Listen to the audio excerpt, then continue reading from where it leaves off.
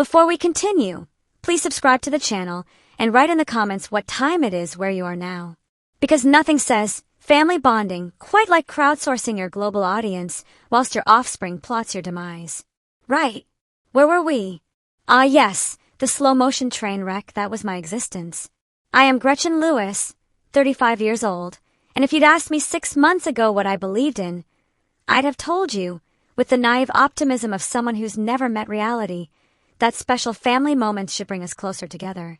Adorable, isn't it? Like believing in fairy godmothers or functional democracy. I looked forward to my parents' 30th wedding anniversary with all the desperate hope of someone who's been emotionally starved for validation their entire adult life. Pathetic, really, when you think about it.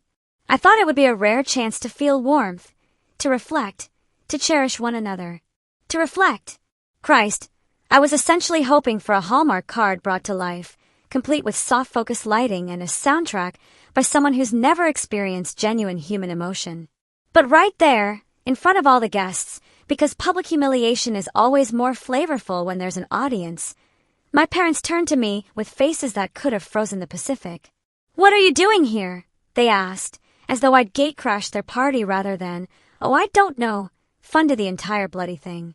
"You're not welcome here." Those words fell like a knife cutting through every hope I'd pathetically clung to. My own family, on what should have been a day of celebration, chose to cast me out. Behind them stood my sister, the ever-favored child, naturally, her eyes absolutely glinting with cruel delight. I imagined she'd been practicing that look in the mirror for weeks. Method acting at its finest. I didn't scream. I didn't cry. I simply smiled and whispered, "Understood." Because what else does one say when one's entire existence is invalidated in front of 100 people? "Ta very much, cheers for that." Yet when a familiar figure from the past walked in, the smugness on her face vanished instantly. The room fell silent, heavy with tension, as if a storm was about to break. And that, my friends, was only the beginning. Do you believe that the ones we love most are also the ones who can hurt us the deepest?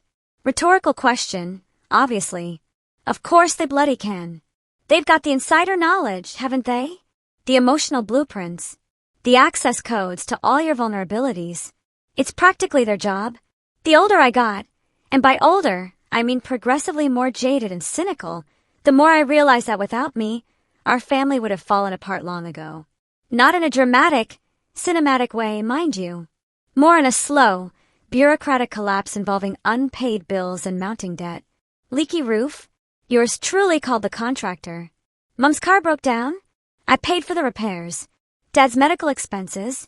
My paycheck took the hit with all the grace of a sacrificial lamb at a particularly uninspired pagan ritual. As a software engineer making 6 figures.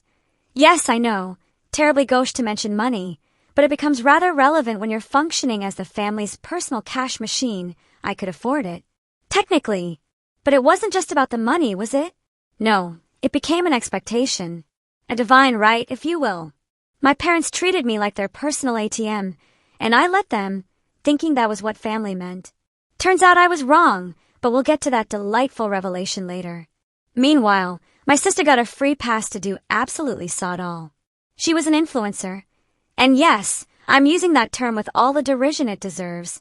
All filters and glitter on Instagram, but her bank account was as empty as her promises and, frankly, her content. My parents adored her anyway. Her charm, her photos, her so-called brand. They bragged about her to the neighbors whilst I was the one wiring money to keep the lights on. Literally. I have the bank statements to prove it. It started small, as these things always do. At 25, I paid off Dad's credit card debt, £10,000, because he swore it was a one-time thing. Spoiler alert, it absolutely was not a one-time thing.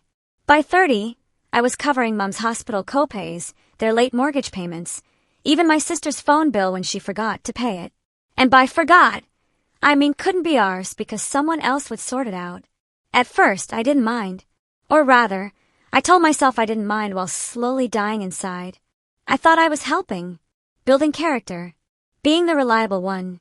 Every time I handed over money, my sister would roll her eyes like I was showing off. Showing off. As if paying bills is some sort of competitive sport. She'd post about her Malibu photo shoots, because of course she would, whilst I was stuck debugging code at 2 in the morning to fund her lifestyle of beige walls and motivational quotes. My parents never noticed. Or perhaps they did and simply didn't care, which is somehow worse. They'd say, "She's building her career," as if my job was just a side hustle I did for entertainment. A hobby. Like stamp collecting, but with more corporate meetings and existential dread. Last year, Mum rang me about their 30th wedding anniversary. "We want something special," she said, her voice absolutely brimming with excitement. "A big party, like the ones in magazines." I agreed, naturally, because I'm an idiot with the self-preservation instincts of a lemming approaching a cliff. I thought it would be a chance to bring us together, maybe even earn a thank you for once. Imagine that, gratitude for literally funding everyone's existence. Revolutionary concept. I was, unsurprisingly, devastatingly wrong. My sister jumped in immediately, tossing out ideas as if she were planning the Oscars rather than a party for two people who'd spent 3 decades perfecting the art of selective blindness. A live band, imported flowers, a coastal resort in Santa Barbara. She had a vision, darling. Just absolutely no money whatsoever to pay for it. Minor detail. "You've got this, right?" she said without looking up from her phone, probably midway through posting something profound about gratitude or manifesting abundance or whatever nonsense was trending that week. I nodded, already calculating the hit to my savings with all the enthusiasm of someone calculating their own funeral expenses. I booked the resort, a stunning venue with ocean views, famous for hosting high-end events and, presumably, the occasional breakdown. The deposit alone was £5,000, all on my credit card, naturally. I coordinated with the manager, arranged catering for 100 guests, and secured a string quartet for the cocktail hour. Because nothing says celebration quite like 4 people informal were playing Vivaldi whilst your family plots your emotional destruction. My sister kept adding to the list with the reckless abandon of someone who's never had to pay for anything in their life. A custom cake, a photo booth, even a floral arch that cost more than my monthly rent. Each time she'd say, "It's for Mum and Dad," as though that justified the expense. And I, like the absolute mug I am, bit my tongue. My parents backed her up. Naturally. "Let her shine," Dad said, as if I were just the logistics grunt. The help.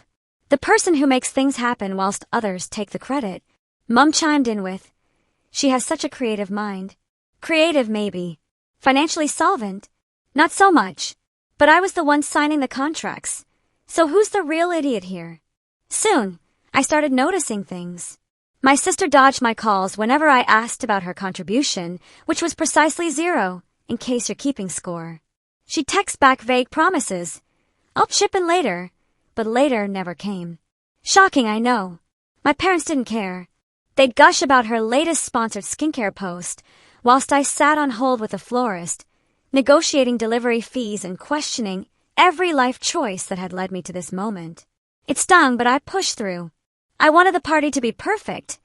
Not for me, obviously, because I'd long since abandoned any hope of personal satisfaction, but for them.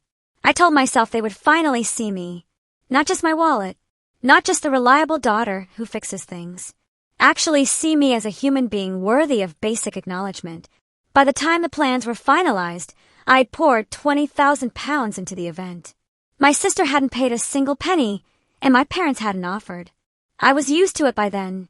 Their gratitude always went to her, never to me. The performing seal gets the applause, the stagehand gets nothing. But something felt different this time. There was tension I couldn't quite place, like they were hiding something. I brushed it off, focusing on the details, table settings, guest lists, sound checks.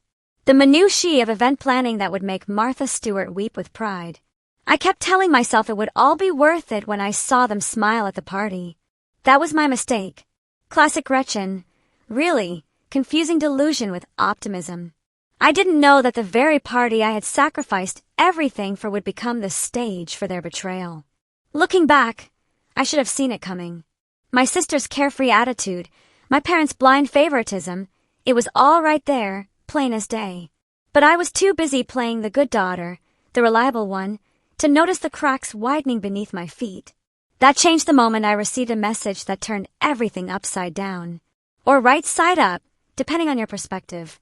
With the party just weeks away, I dove into the details with the manic energy of someone who's convinced themselves that perfection equals love. I call the Santa Barbara Resort daily, confirming the layout for 100 chairs, the sound system's volume for speeches, the timing for the cake delivery. The manager, bless her, walked me through the schedule with the patience of a saint dealing with a particularly anxious bride. Cocktail hour at 6, dinner at 7, dancing by 8. I'd already paid a £5,000 deposit, my credit card weeping silently, and signed contracts for catering in a string quartet. My sister kept texting new demands with all the authority of someone who'd never had to consider the phrase within budget. A vegan menu option. A spotlight for the dance floor. Extra staff for a photo booth. Each one added hundreds to the bill, but when I asked her to cover something, anything, really, even a packet of crisps, she'd reply, I'm curating the aesthetic. Curating the aesthetic. I wish I were making this up. She was curating whilst I was juggling invoices like a particularly stressed circus performer. I tried talking to Mum about the costs, hoping for even a shred of financial awareness. Don't upset your sister, she said, her voice sharp over the phone. She's putting so much heart into this. Heart. Right. I was coordinating with vendors, drowning in spreadsheets, whilst she was picking filters for her Instagram stories.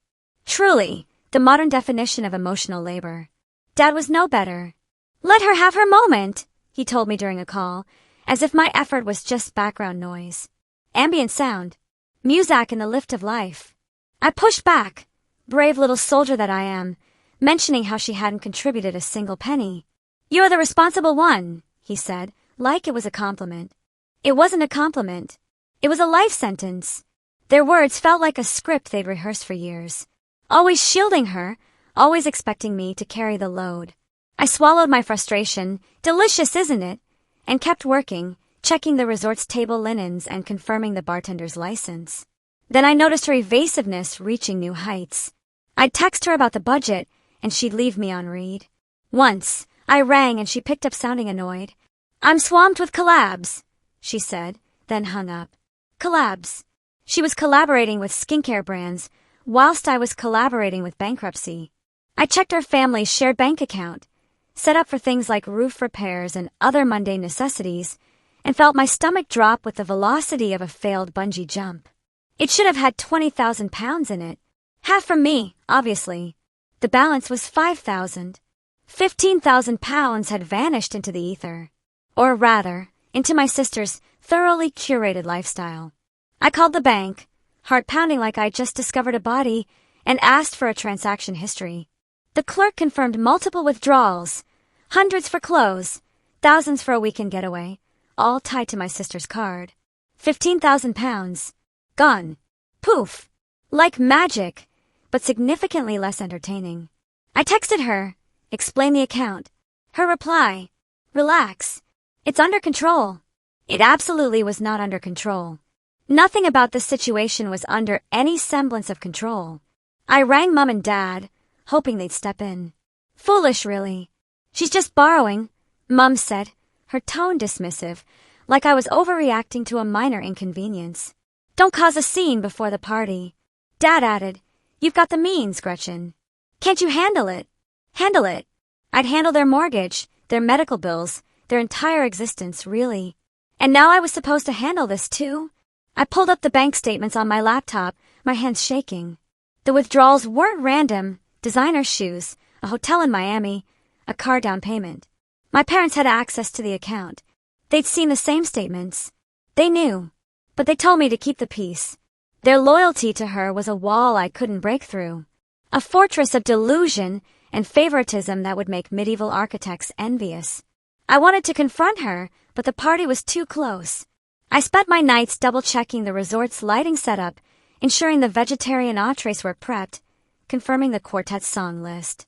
Every task kept me sane, kept me from exploding in a spectacular display of justified rage. My sister, meanwhile, posted a teaser about the event of the year, taking credit for my work. Naturally, I was ready to let it slide. Just get through the day. Make my parents happy. Continue the cycle of self-destruction and emotional martyrdom. Then my phone lit up with a message from Sheila Ramsey, an old friend of my sister's I hadn't spoken to in years. "We need to talk about her," it read. "She's been lying to you." My pulse raced. Finally, someone else could see it.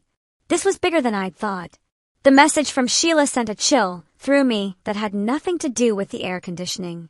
I hadn't seen her in years. Not since she and my sister drifted apart after university, when my sister presumably found someone more useful to exploit. I replied, suggesting we meet at a small cafe in Santa Barbara, a quiet spot away from prying eyes and Instagram opportunities. A week before the party, I sat across from Sheila at a corner table, the smell of coffee doing absolutely nothing to calm my nerves. She looked hesitant, her fingers tapping the edge of her mug in a nervous rhythm that suggested she was about to detonate my entire worldview. "I didn't want to get involved," she started, her voice low. "But she's gone too far." She slid a folder across the table, stuffed with papers that would change everything. I opened it, my hand steady but my heart racing like I just downed 6 espressos. Inside were screenshots of texts between Sheila and my sister, dating back months. A proper archive of deception. "I lent her £2,000 for a business deal," Sheila explained, her tone bitter. "She never paid me back." The text showed my sister promising repayment, then dodging with excuses that would make a politician blush. "I'm waiting on a sponsor. Next month, I swear." Next month never came, obviously. Next month never does, when you're a chronic liar. Then came the receipts. Online purchases for luxury sunglasses, a spa weekend, even a deposit for a leased BMW. Because why wouldn't you lease a BMW when you owe people thousands of pounds? Perfectly logical behavior. Then the real blow, bank statements from our family account, highlighting withdrawals totaling £15,000. My contributions were in there, meant for home repairs, not her shopping sprees or her performative lifestyle. Sheila pointed to a date. "She withdrew £5,000 last month alone," she said. "I tracked it because she tried borrowing from me again." The audacity, the sheer, unmitigated gall. I stared at the numbers, my throat tightening. It wasn't just the money, though let's be clear, £15,000 is nothing to sneeze at, it was the betrayal. The systematic, calculated betrayal. Sheila leaned forward, her eyes sharp. "She's been doing this for years," she said. "Lying, borrowing, spending. I thought you should know before the party." I nodded, unable to speak. The evidence was undeniable. But I needed to be absolutely certain before I did anything rash, like, say, burning down the entire family structure. I thanked Sheila, tucked the folder under my arm like it was the nuclear codes, and drove straight to my bank. The clerk confirmed it all. Multiple unauthorized withdrawals, all linked to my sister's card, some as recent as 2 weeks ago. I asked about my parents' access to the account. "They get alerts for every transaction," the clerk said. My stomach twisted. They'd known all along. Every single withdrawal. That evening, I rang Mum and Dad, hoping for some shred of accountability, some microscopic fragment of parental responsibility. I laid it out, the missing £15,000, the receipts, the texts. "She's been reckless," I said, keeping my voice calm with superhuman effort. Mum's response was instant. "Don't stir up trouble," she snapped. "She's under pressure with her career." Pressure. I was the one funding their anniversary, while she blew our savings on a car. But sure, she was under pressure. The pressure of maintaining her Instagram aesthetic, presumably. Dad jumped in, his tone softer but no less infuriating. "Just let it go, Gretchen," he said. "We'll sort it out after the party." Sort it out. They'd seen the alerts, known about the withdrawals, and done nothing. They were protecting her again, like always, like they had my entire life. I pressed harder, asking why they hadn't stopped her. "Family comes first," Mum said, as if I wasn't family too, as if I was just the hired help who happened to share DNA. I hung up, my hand shaking with an anger so pure it could have powered a small city. I sat in my flat, the folder open on my coffee table, staring at the evidence. My sister's lies, my parents' complicity. It was all there in black and white, literally on bank statements. I thought about confronting her right then, dragging the truth into the open like a particularly ugly carpet.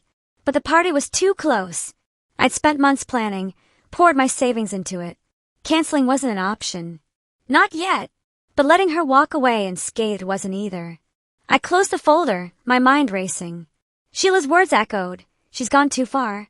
She had, and my parents had enabled her every step of the way. I wasn't going to let this slide. Not this time.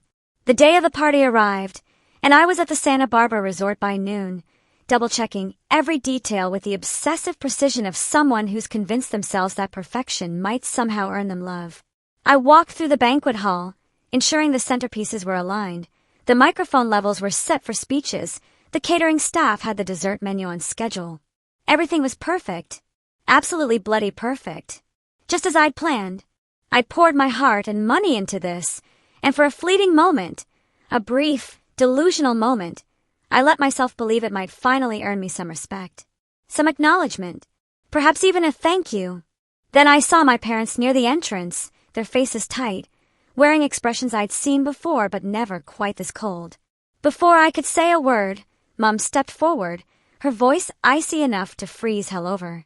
"You're not supposed to be here," she said. "Your sister told us you've been causing trouble." Trouble. I'd paid for every detail of this night, and I was causing trouble. I glanced at my sister standing behind them, arms crossed, a smug look on her face that I wanted to physically remove. She looked like she'd won the lottery, while simultaneously watching someone else lose everything. "She says you're stirring up drama," Dad added, his tone clipped. "You're not welcome." The words hit like a punch. My own parents, at the party I'd funded, let me repeat that for emphasis. I'd funded, were kicking me out. Guests nearby turned, their conversations faltering, sensing the delicious drama unfolding before them. I kept my composure, my voice steady. "Is that what you think?" I asked, locking eyes with my sister. Her smirk flickered, but she doubled down. "Of course she did. You've been spreading lies about me," she said, loud enough for the crowd to hear. "You're jealous of my success." Lies. I'd spent the last week with Sheila's folder burning a hole in my conscience, and she had the audacity to call them lies. I wasn't going to let her rewrite the narrative. Not this time.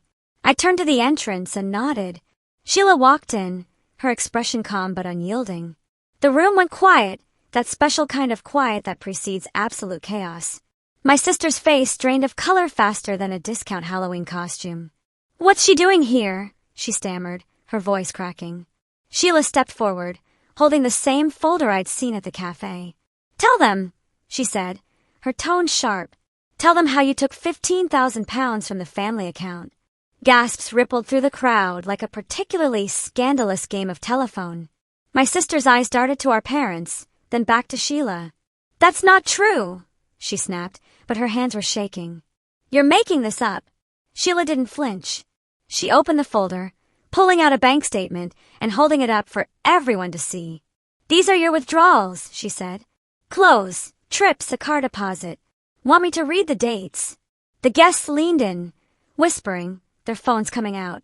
Because nothing says modern society quite like documenting someone's downfall for social media posterity. My parents tried to intervene. "This isn't the place," Mum hissed, grabbing my arm with surprising force. I pulled away. "No," I said, my voice louder now. "You knew about this and told me to let it go." Dad's face reddened. "Keep your voice down," he muttered, glancing at the crowd. But it was too late. The whispers grew louder. Phones were out, recording the chaos, capturing every glorious moment of this family's spectacular implosion. My sister tried to salvage it, stepping towards Sheila. "You're just bitter," she spat. "You've always been jealous." Sheila didn't budge. "I lent you money. You never repaid," she said. "And I'm not the only one you've lied to." The tension was electric. Every guest hanging on their words like it was the finale of a particularly dramatic soap opera. I stood back, watching my sister unravel.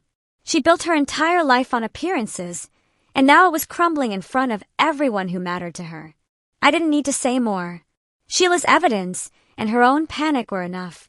The air in the banquet hall was still buzzing from the confrontation, crackling with that special energy that only comes from watching someone's carefully constructed life fall apart in real time. I stepped away from the crowd, my heart pounding but my resolve firm. I found Emily, the resort manager, near the catering station, clipboard in hand, probably wondering what fresh hell she'd signed up for when she took this booking. "I need to talk to you," I said, my voice steady despite the chaos behind me. Emily raised an eyebrow but nodded, leading me to a quiet office. Bless her. She looked like she'd seen this sort of thing before. I didn't waste time. I'm withdrawing my credit card from the event, I told her. Cancel all payments. Her eyes widened. That's a £5,000 deposit, she said, checking her records. And the remaining balance, another $15,000, is due today. I nodded. I'm done covering it. Emily hesitated, then picked up her phone to ring the vendors. I stood there watching her dial, knowing there was no turning back. This was it, the nuclear option. Within minutes, the catering team got the call. They started packing up, pulling trays of appetizers from the tables. The string quartet stopped tuning their instruments, their manager shaking his head as he spoke to Emily. No payment, no performance, he said, loud enough for guests to hear. Whispers turned to murmurs as people noticed the staff dismantling the dessert station. The party, my parents' perfect anniversary, was unraveling faster than a cheap jumper in a washing machine. I felt a pang of guilt, but it was drowned out by the weight of everything I'd carried for years. This wasn't just about money. It was about respect. About being treated like a human being rather than a convenient cash machine. My parents stormed over, their faces a mixture of shock and fury that would have been almost impressive if it weren't so infuriating. What are you doing? Mum demanded, her voice sharp enough to cut through the growing chaos. You're ruining our day. Dad grabbed my arm, his grip tight. Fix this, Gretchen, he said, his tone low but desperate. I pulled away, meeting their eyes. I've been fixing things my whole life, I said, my words calm but firm. I paid for this party, and you kicked me out because of her lies. My sister pushed through the crowd, her makeup smudged, her voice shrill. You're so selfish, she shouted. This is about Mum and Dad, not your grudges. The guests fell silent, their eyes darting between us like spectators at the world's most dysfunctional tennis match. I took a deep breath, turning to face the crowd. Let me set this straight, I said, my voice carrying across the room. My sister took £15,000 from our family account, money I put in for our parents' home, their bills. I held up Sheila's folder, the one she'd handed me at the cafe. She spent it on clothes, trips, a car. And they knew. I pointed to my parents, who froze like deer caught in particularly expensive headlights. Gasps echoed through the hall. My sister's face crumpled, her hands clenching. That's a lie, she screamed, but her voice wavered, betraying her. A woman nearby muttered. I knew something was off. Others nodded, their phones still out, capturing every word for posterity and presumably their WhatsApp groups. Mum tried to salvage it. This is a family matter, she said, her voice pleading. Don't air our business like this. But I wasn't backing down. Not anymore. You told me to let it go, I said, looking at her. You covered for her. Both of you. Dad's jaw tightened, but he didn't speak. The truth was out, and the guests were eating it up. Their whispers now a low roar of judgment and schadenfreude. The catering staff left through a side door. The quartet packed their instruments with the efficiency of professionals who'd seen enough drama for one lifetime. Emily approached me, her face grim. Without payment, we're shutting down, she said. I nodded, feeling a strange calm wash over me. The party was over, and so was my role as a family's doormat. My sister lunged forward, her voice breaking. You're destroying everything, she cried, tears streaming down her face. Mascara running. The full dramatic spectacle. I looked at her, unflinching. You did that yourself, I said. The weight of those words settled over me, heavy but freeing. I walked towards the exit, the folder still in my hand, as the hall descended into chaos behind me. This wasn't the end, but it was a start. By the next morning, the fallout was undeniable and, frankly, quite spectacular. Emily, the resort manager, rang me with a clipped tone that suggested she'd had a very long night.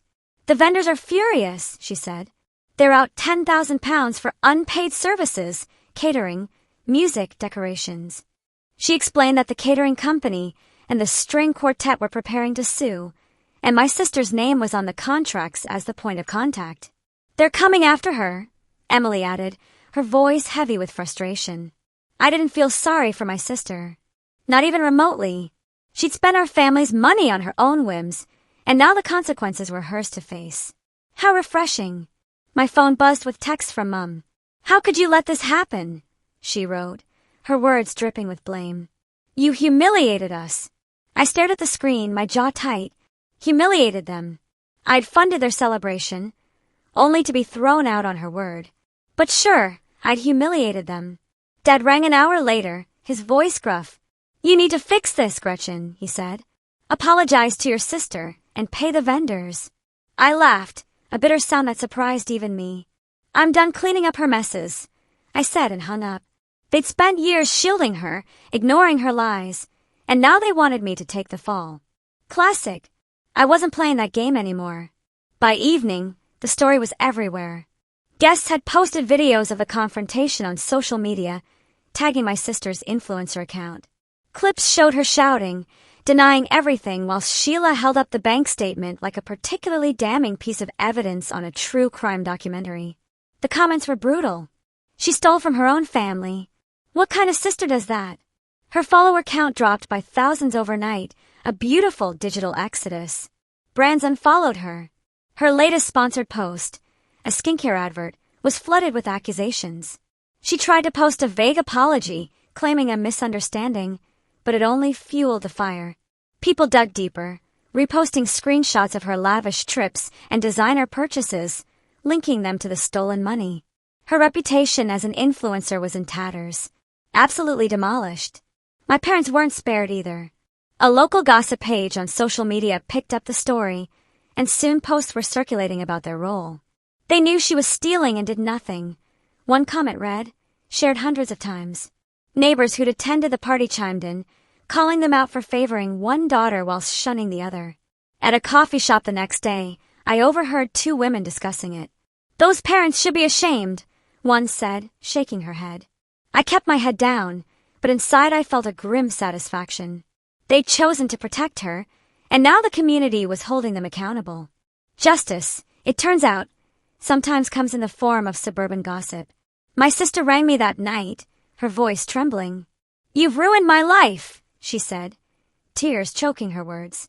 "The vendors are threatening to sue me." I stayed calm, my response measured. "You took the money," I said. "You signed the contracts." She sobbed, begging me to cover the £10,000 to make it go away. I refused. "Figure it out," I told her and ended the call. Later, Mum sent another text, accusing me of tearing the family apart.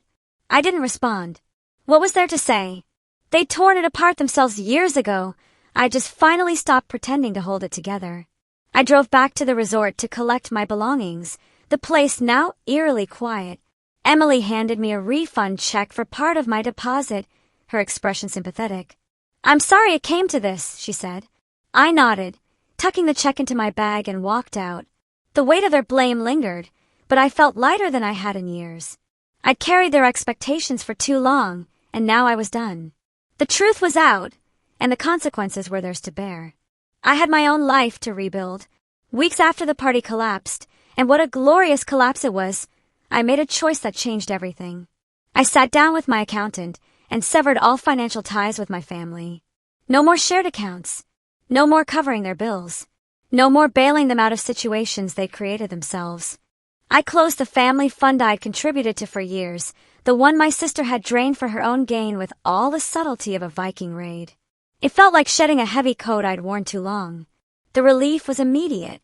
For the first time in my adult life, I put my money into myself, my flat, my savings, a weekend trip to clear my head without having to worry about someone else's emergency becoming my financial crisis. I started therapy, something I'd avoided for years because who has time for personal growth when you're too busy funding everyone else's existence? I began unraveling the guilt I'd carried for being the family's fixer. I wasn't their hero anymore, and that was okay. Better than okay, actually. Liberating. My sister's life unraveled differently.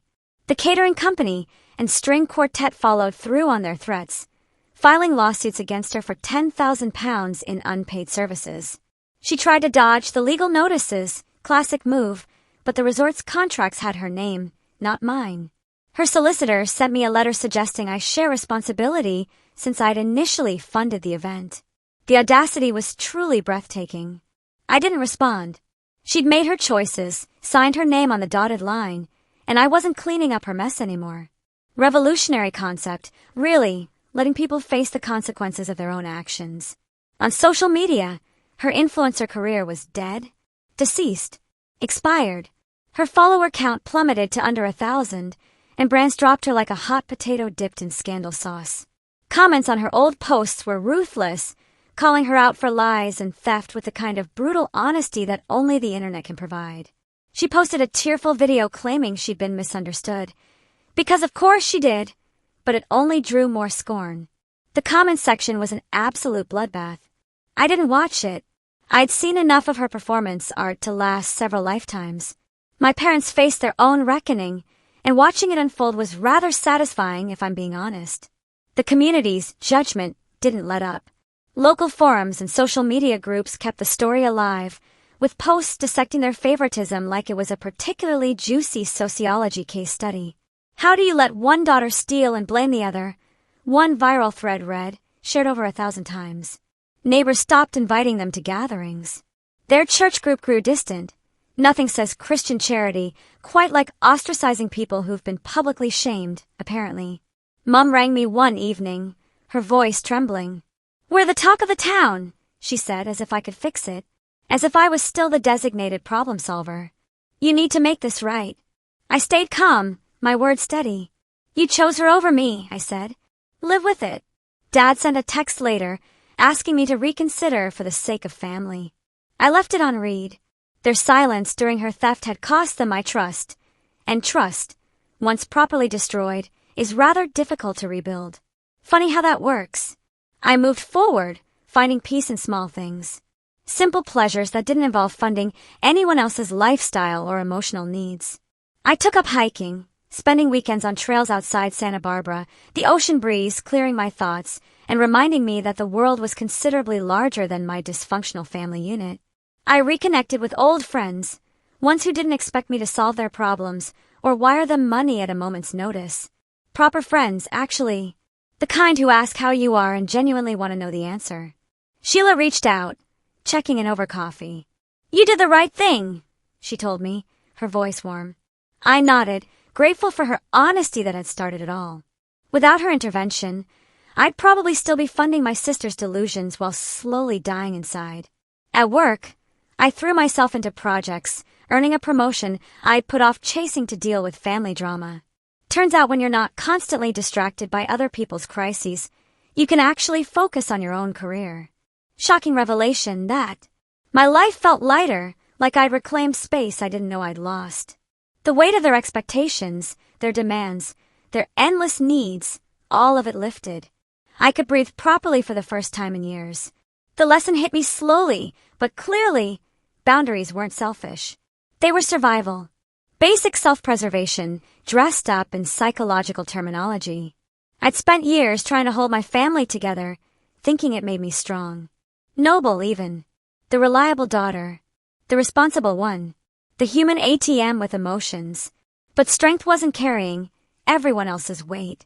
It was knowing when to let go. When to say no more.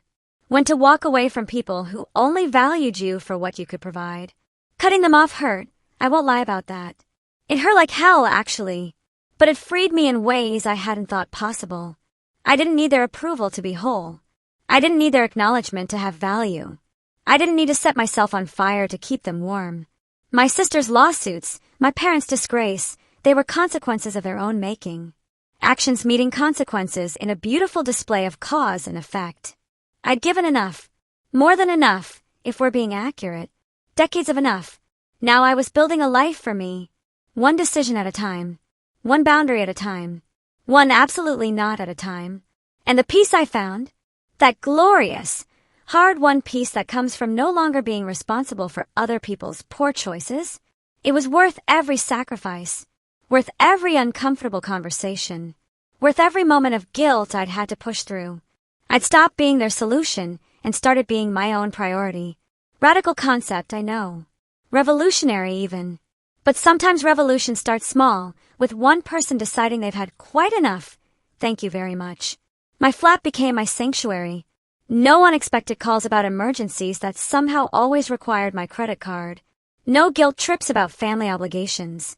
No sister posting inspirational quotes about gratitude while spending money she'd stolen from me. Just peace. Blessed, glorious peace. I started traveling, properly traveling, not just weekend trips planned around family commitments. I went to places I'd always wanted to see, but never had time for because I was too busy being everyone's personal bank and emotional support system. My savings account began to recover. Slowly at first, then more substantially. It's remarkable how much money you can accumulate when you're not funding 3 other adults' lifestyles and poor financial decisions. I even started dating again, something I'd neglected whilst being consumed by family obligations. Turns out men find it attractive when you have boundaries and self-respect. Who knew? 6 months after the anniversary disaster, I received a letter from my parents. Not a text, not an email, an actual letter, written on proper stationery, as if formality could somehow compensate for years of emotional neglect and financial exploitation. It was an apology. Sort of. The kind of apology that's 90% excuse and 10% actual remorse. They were sorry I felt hurt, but wanted me to understand their difficult position. They'd been caught in the middle, and hoped we could move past this as a family. I read it twice, looking for genuine accountability. It wasn't there. Just more of the same. Deflection, justification, a request for me to make everything comfortable again. I wrote back. 1 sentence. I wish you well, but I need space. I didn't elaborate, didn't explain, didn't justify. After 35 years of over-explaining myself, I'd earned the right to simply state my needs without a supporting essay. My sister tried to reach out several times, first through texts, then emails, finally through mutual acquaintances who clearly didn't understand the situation. She changed. She was getting help. She wanted to make amends. I didn't respond. Not out of cruelty, but out of self-preservation. Some people change. Some people don't. Either way, I wasn't obligated to provide them with an audience for their redemption arc. The lawsuits against her proceeded. She settled out of court for an undisclosed amount, though mutual acquaintances informed me she'd had to borrow money from friends who would almost certainly never see repayment. Some patterns are remarkably persistent. Her Instagram remained dormant, a digital graveyard of her former influencer ambitions. Occasionally I'd check it, not out of concern, but out of morbid curiosity. The last post was the tearful apology video, comments disabled, likes in the low hundreds. A rather spectacular fall from grace. My parents' social life never fully recovered. Small towns have long memories, and suburban communities thrive on gossip.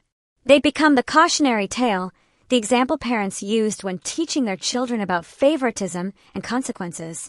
I heard through various sources that they tried to explain their side of the story at social gatherings, but no one was particularly interested. There's something deeply unsatisfying about watching people try to justify the unjustifiable. Did I feel guilty? Sometimes.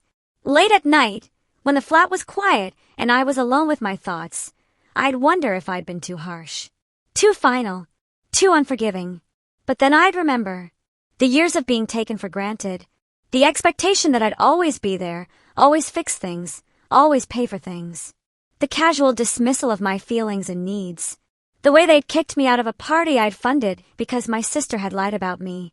And the guilt would evaporate, replaced by something more solid, self-respect. I wasn't responsible for their happiness. I wasn't responsible for my sister's poor decisions. I wasn't responsible for maintaining relationships with people who only valued me as a resource. A year after the anniversary, I hosted a small dinner party at my flat. Just close friends. People who genuinely cared about me, who'd supported me through the fallout, who'd never once asked me for money or expected me to solve their problems. Sheila was there, of course, as was my accountant, who'd become a friend through the process of disentangling my finances. Colleagues from work who'd listened to my story with appropriate outrage and support. We ate good food, drank good wine, and laughed about things that had nothing to do with family drama. It was perfect. Simple and perfect.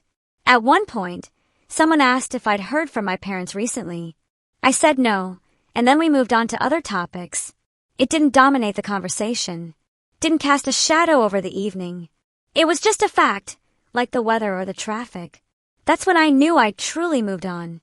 When my family's absence was no longer the most interesting thing about my life. I'd built something new, something healthy, something that didn't require me to set myself on fire for warmth. Did they ever truly understand what they'd done? Did they grasp the magnitude of their betrayal? Did my sister comprehend the damage she'd caused? I don't know. Honestly, I stopped caring. Their understanding wasn't required for my healing. Their acknowledgement wasn't necessary for my peace. Their approval wasn't needed for my happiness. I'd learned the hardest lesson of all: you can't force people to value you. You can't make them see what they refuse to acknowledge. You can't convince them to treat you with basic respect if they're determined not to. But you can walk away. You can choose yourself. You can build a life that doesn't require their participation. And sometimes, often actually, that's the only option that preserves your sanity and self-worth. So here I am, Gretchen Lewis, 35 years old, formerly the family's personal ATM and emotional punching bag, now just Gretchen, software engineer, hiker, friend, person with boundaries. I still have complicated feelings about family. I probably always will. You don't undo 35 years of conditioning overnight. But I'm working on it. One therapy session at a time. One boundary at a time. One day of choosing myself at a time. The story doesn't have a neat ending. Life rarely does. My parents are still my parents, somewhere out there, probably still convinced they did nothing wrong. My sister is still my sister, dealing with consequences she still probably doesn't believe she deserves. And I'm still me, just a significantly healthier, wealthier, and happier version. If there's a moral to this absurdly dysfunctional tale, it's this: you teach people how to treat you. And if you teach them that you'll accept anything, that you'll fund anything, forgive anything, tolerate anything, they'll take everything. Setting boundaries isn't cruel. Walking away isn't selfish. Protecting yourself isn't vindictive. It's survival. And sometimes, survival means leaving behind the people who were supposed to love you most. Because blood relation doesn't entitle anyone to drain you dry, financially, emotionally, or otherwise. I spent years believing I had to earn my family's love through sacrifice and service. That if I just did enough, gave enough, fixed enough, they'd finally see me, finally appreciate me, finally treat me with the basic respect I deserved. I was wrong. Some people will never see you, no matter how bright you shine. Some people will never value you, no matter how much you give. Some people will never change, no matter how many chances you offer. And recognizing that, truly accepting it, is both heartbreaking and liberating. So yes, I cut off my family. I walked away from a 30th anniversary party I'd spent 20,000 pounds on. I let my sister face the lawsuits she'd earned. I refused to fix the mess they'd created. And I'd do it again. Because I'm worth more than being someone's convenient solution.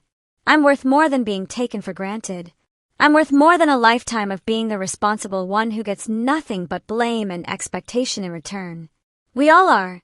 If you're reading this, or rather, if you're listening to this, and you recognize yourself in my story, if you're the one funding everyone's emergencies, smoothing over everyone's problems, sacrificing your own well-being for people who wouldn't do the same for you, please hear this. It's okay to stop. It's okay to say no. It's okay to choose yourself. You're not responsible for other adults' poor decisions. You're not obligated to set yourself on fire to keep others warm. You're not selfish for having boundaries.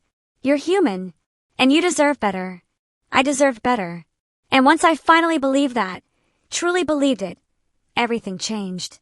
The family I was born into failed me, but the life I've built for myself, the friendships I've cultivated, the peace I've found, that's all mine, earned through the painful but necessary act of walking away. So here's to boundaries. Here's to self-respect. Here's to choosing yourself when no one else will. And here's to the beautiful, complicated, occasionally painful journey of learning that you are enough, exactly as you are, without needing to prove it through endless sacrifice. I'm Gretchen Lewis. I'm 35 years old. I'm the daughter who walked away, the sister who said no, the ATM that closed for business. And I've never been happier. Now, if you'll excuse me, I have a life to live, one that belongs entirely to me. But before I go, let me address the inevitable questions I know some of you are thinking. Because there's always someone in the comments section who thinks they've got it all figured out. But Gretchen, they're your family. Yes, Susan, I'm aware. Biology doesn't entitle anyone to a lifetime subscription to my bank account and emotional labor. Family is supposed to be the people who lift you up, not the ones who systematically drain you whilst complaining about the quality of service. Maybe you should have communicated better. Oh, brilliant suggestion, Trevor. Because I definitely didn't try that for 35 years. I should have just explained harder that stealing 15,000 pounds and then lying about it was wrong. Why didn't I think of that? Forgiveness is important. Absolutely, Barbara. You know what else is important? Self-preservation. Basic human dignity. Not being treated like a mobile cash point with feelings that don't matter. Forgiveness doesn't mean signing up for more abuse with a smile. You'll regret this when they're gone. Will I though, Derek? Will I really? Because right now, I regret the 20 years I spent funding their lives whilst getting nothing but contempt in return. I regret every time I swallowed my feelings to keep the peace. I regret not walking away sooner. That's what I regret. Here's the thing about toxic families that the greeting card industry doesn't want you to know. Sometimes the healthiest thing you can do is leave. Not every family deserves reconciliation. Not every relationship is worth saving. And you're not a terrible person for recognizing that. I spent decades being the bigger person, which is just code for the person who accepts disrespect indefinitely. I was mature, understanding, forgiving, patient. And where did it get me? Kicked out of a party I'd paid 20,000 pounds for whilst my sister smirked and my parents did nothing. So no, I don't feel guilty anymore. Not really. Some days are harder than others. I won't pretend I'm completely unaffected. But mostly, I feel free. Lighter. Like I've been carrying a backpack full of bricks for years and finally realized I could just take it off. My therapist says healing isn't linear, which is her professional way of saying some days you'll feel brilliant, other days you'll cry in the Tesco car park. Both are valid. Both are part of the process. I'm building a life where my value isn't measured by my usefulness, where my worth isn't calculated by my bank balance, where people appreciate me for who I am, not what I can provide. Revolutionary concept, that. And if my family ever truly changes, if they ever develop genuine self-awareness and accountability, well, that's lovely for them. Truly. But it's no longer my responsibility to wait around and find out. I've got hiking trails to explore, promotions to earn, friendships to nurture, and a life to live that's finally, blissfully drama-free. So thank you for listening to my spectacular tale of family dysfunction and financial liberation. If it resonated with you, I'm sorry, because that means you've probably lived some version of this nightmare yourself. But I'm also hopeful, because it means you know you're not alone. And if you're still funding your family's chaos whilst drowning in your own, this is your sign, your permission slip, your gentle shove towards the exit. You deserve better. And better starts the moment you decide you're worth it. Now I really must go. I've got a wonderful bottle of wine chilling, a brilliant book waiting, and absolutely no one asking me for money. Paradise, truly. Cheers to boundaries, lovelies. And cheers to the beautiful life that awaits when you finally choose yourself. Finn. For real this time.